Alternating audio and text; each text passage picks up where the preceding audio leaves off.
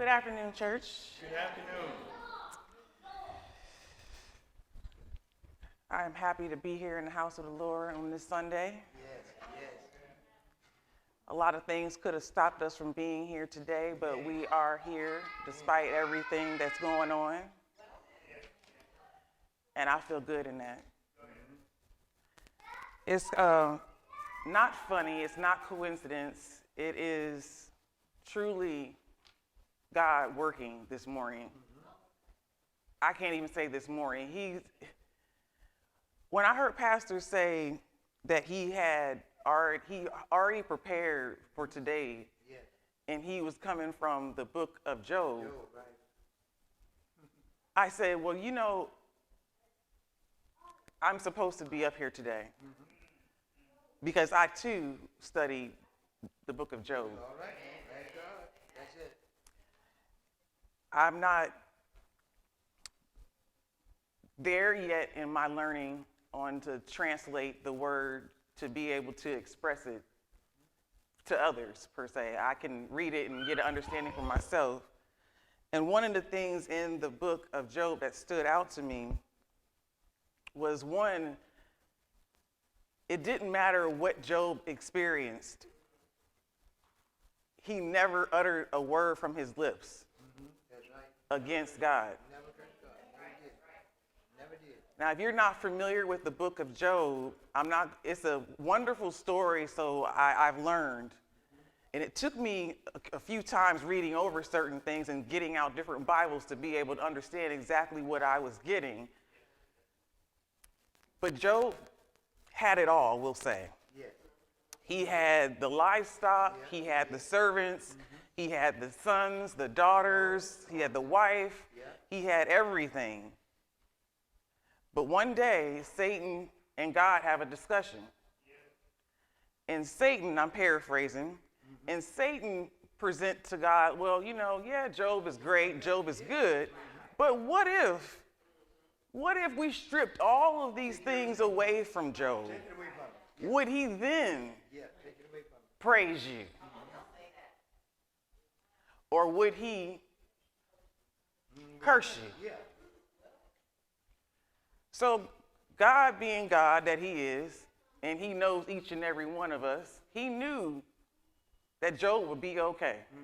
He only had one rule, we'll say, for Satan, that no harm shall come to Job. That's right. Can't hurt him. You can do all that you want around him, but you cannot touch a hair on his head. Can't hurt him. No. So the challenge commences. And when Satan attacked Job, it wasn't like Job had time to recover from the first thing that happened to him. Satan kept attacking, kept hitting him in the head. His children, his wife, his livestock, his servants, all of his riches, boom, boom, boom, boom, boom, were taken. And Job still stood in his faith Right there. that God was God. He would. He did it. And even when Job had everything taken from him, it still wasn't over, because then Satan afflicted him with sores and boils all over his body. Now, I don't know about you, but I know I've been in the hospital on some pretty painful circumstances. And I tell you, thank God for medicine, because I don't know. I mean, I called for God in the midst of it. I called, but I think I was calling for the medicine too. Could you imagine your entire body covered in sores to the point where you break pottery to scrape your own skin? That's right. And this is what Job did, but still, even in the midst of all of this, Job still had his faith. He did not say one word against God. Now, just like in everyday life, we always got those friends who want to come around and try to encourage us, as they say. A lot of these friends, sometimes they don't come to us because they are trying to steer us wrong, if you will. Sometimes they have the best intentions when they're coming to you with their own ideas of the situation that you're experiencing. And so did Job's three friends. And if you read through it, you see exactly what they're saying. They're suggesting that Job must have done something, because God would not do something like this to someone who was innocent. Yeah. But Job, even though he got upset and he started to wonder, well, maybe I could have done something to displease God, he still stayed firm in his faith. Stay right there. The part that's, all of it stood out to me, but the one line that really jumped out at me and where we are in the world and where I find myself in my own personal life, and maybe some of you today can take this word and apply it to your life. In Job 13:15, he says, though he slay me, yet I will trust in him.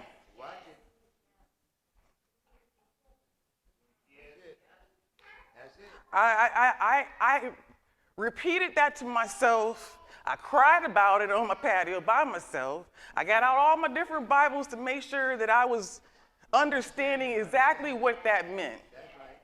So one of my Bibles that my mother always gave me when I was in the military, trying to keep me straight, it says here, here is one of the most outstanding declarations of faith in God's goodness ever uttered. Whatever God allowed to happen to Job, whatever burden he lay upon him, even though he should slay him, Job believed ultimately that God would not fail him. Paul expressed this same confidence in God's love for his faithful people. Although the Lord may take away comfort after comfort, health may be destroyed, and waves of trouble may come upon us, through the grace of Jesus Christ and the power of his saving death, we can trust God with unwavering faith, convinced that he is right, just, and good. All right. He is. Now, even with all that, sometimes I get lost. You know, maybe my comprehension little skills aren't where they should be. But think about that. Though they slay me, yet I will trust in him. Sometimes in life, we face our greatest challenges. We face those moments of endurance at our lowest. When we've prayed and prayed for something and still not getting it. At times, that pain can be so devastating because simply of the anticipation that we have for the things in which it is we're praying for. So the higher the prayer, the higher the anticipation, the higher the disappointment when we don't receive it. And it's in those moments even still that we must find and maintain our faith in the Lord. Because he is going to take us through things that are going to feel uncomfortable. Put us in places that is unfamiliar to us. But it's all for a reason. Everything that the Lord does, there's always a reason. It may not be present to us while we are experiencing it, just as Job didn't understand, and he wanted to know what was it that he had done? What could he have possibly had done that he would have to go through what he was going through? He didn't understand, but he maintained his faith. He did that. Sometimes as Christians, we feel that maybe possibly we're exempt from experiencing lessons in submission in God's will and purpose in us. And in the entire book of Job, it shows us that. It shows us from the beginning the distress, in the middle the defense, and in the end the deliverance. I'm going to say it again. Though he slay me, I will trust in him.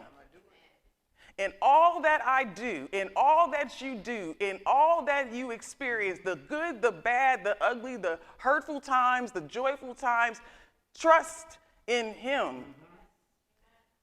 Pastor pointed out earlier that If you want to have a fruitful life, you have all that you need in the good book. You have it all right here in front of you if you want to know how to live. If you have question about life, if you have a question about pain and suffering, if you have a question or concern and you want deliverance, if you want to know how to get through the distressful times, if you want to know how to use the defenses of the book, it is all written in there for you. Yeah. All you have to do is reach out and open it up. That's all. It's in the book. You can turn to your friends, you can turn to your family, you can even turn to your pastor. But as we know sometimes, even the pastor gets it wrong. Oh, yeah. Because the pastor is what? He is just a man as well. If you want the answers for your life, for your issues, for our pain, for our suffering, for where we're going, from where we've been, it is in the book. Yes, it is. Yes, it is. All answers are in the book. Yes, it is. As long as you have faith in what it is you're reading. As long as you know that the Lord has been there before, he is right there now, and he is already ahead of you. So it doesn't matter what hardships come your way. It doesn't matter what tears you cry. It doesn't matter what lottery you won and what millions you have in the bank. Because at the end of the day, when we all go back to ash, we can't take it with us. The only thing that we will have with us is our faith in the Lord, the glory, the grace of his mercy. While we are here living amongst this world in sin, we know that we have a God who is merciful. We have a God who will be there for us in our darkest moments. We have a God who is silently watching as we are crying, as we are suffering, as we are going through our hardships, as we are trying to make it to the next day. We have a God who is merciful. We have a God. We have a God. Pastor said earlier that what's going on in the world today is that we have gotten so far away from where we came from. Even us as a people, as a black people, we were once united in church. You couldn't see a black person walking by without a Bible in their hand, without a praise in their step, without joy in their hearts. But now you can't find a single solitary person that wants to stand up in the Lord and be a voice for the Lord without wanting to feel like they are the minority. We should be the majority. But we stand in fear. But we're supposed to trust. I guess we're supposed to trust in the Lord silently. In the closets of our homes that no one can see, because we don't dare want the judgment of the people of the world to know that we are Christian people. Though they may slay me, I will always trust in him, because no matter what you have been through, you look back on your life and you sit here today, how do you think that was? That was by the faith of the Lord. That was because he loves each and every one of us. No matter where we have been, no matter what dark shadows we have lurked about, no matter what drugs we put in our system, what alcohol we have taken in, the Lord is still the Lord at the end of the day. And no other man, no man walking this earth shall judge not one of his people. These people can speak, they can say what they want, but at the end of the day, it is God's mercy, it is his will, and he controls, and he leads. And as long as you follow in his path and in his life and in his glory, you will never go wrong. People can come and they can take away everything that you have. Some people can even think that they've stolen your joy.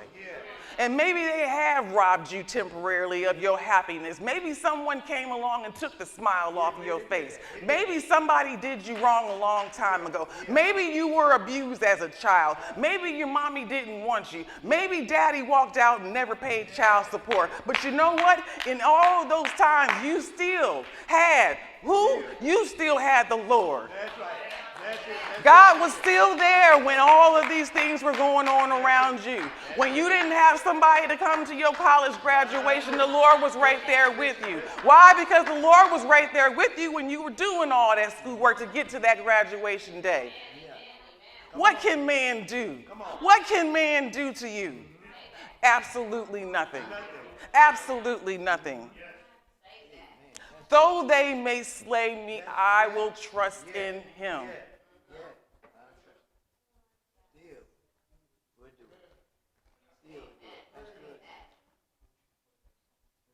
Even Job's wife turned against him. Satan used Job's own wife to curse him. What did she say? She said, curse God and die. Yeah. Curse him. Curse him and die, she said. Yeah. So think about that as well when you're thinking about your own lives. While you're sitting around feeling rich in yourself because maybe you won a scratch off. Maybe you got a new house. Maybe you got a new car. Maybe your best friend told you look nice. Yeah. God is good. Yeah. Thank you. Thank you. Thank you. But what about those family members that see you going somewhere promising? Just like Job's wife saw that he was trying to live an upstanding, righteous life, but she still, Satan came in and used her. Yeah. He did. So even your closest friend, your closest confidant, maybe even sometimes your own spouse, Sure enough. Sure enough. can be used to poison your mind against the Lord. But even in those times, even though you think you can trust, Right there. who do you have to trust the most? Trust him. Who will not steer you wrong? Who has not steered you wrong? Never will. That's right. Never will. Though they may slay me. That's good. That's good.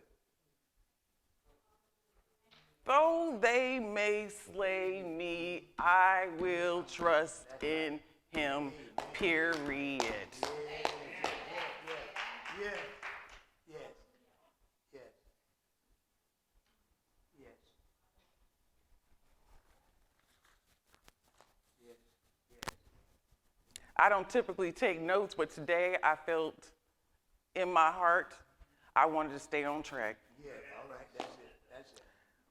But it seems like the Lord is in this house today, and I don't really feel like I need my notes too much.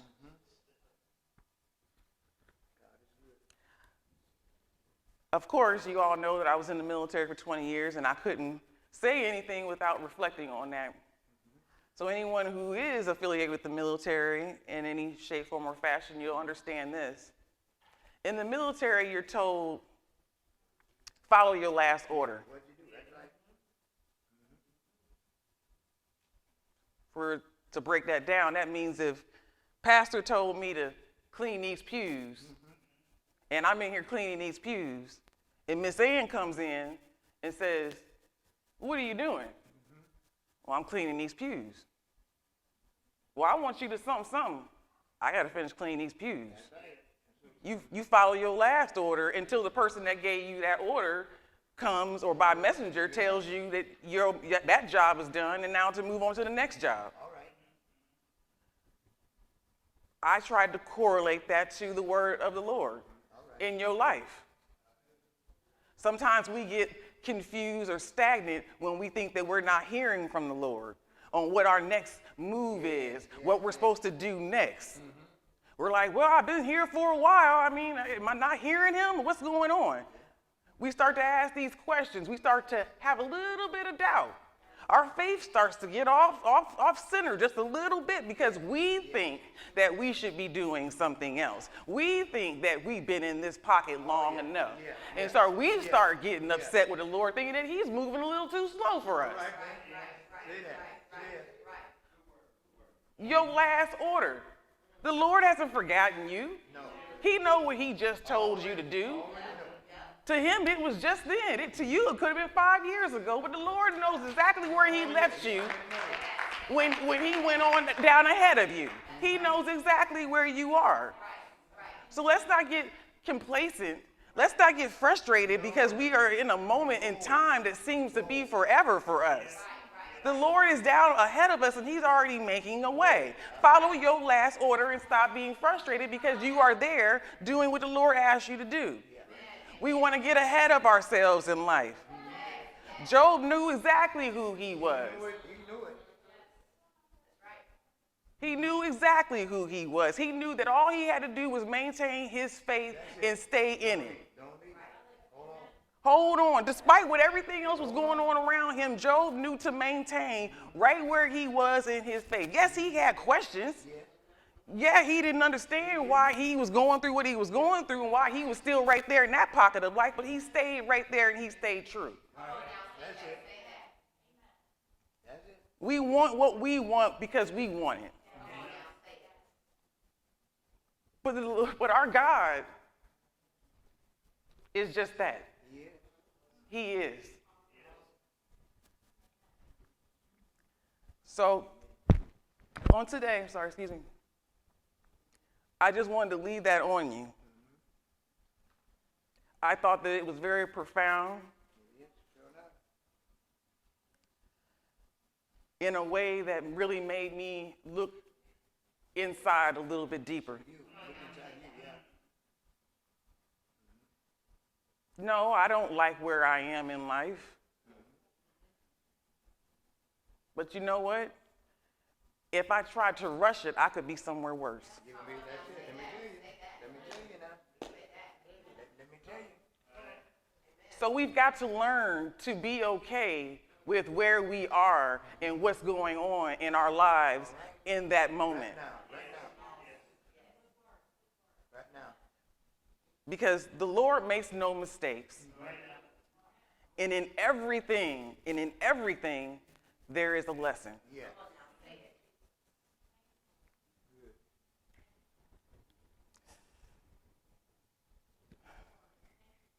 Though he slay me, Yeah. I will trust him. Thank you.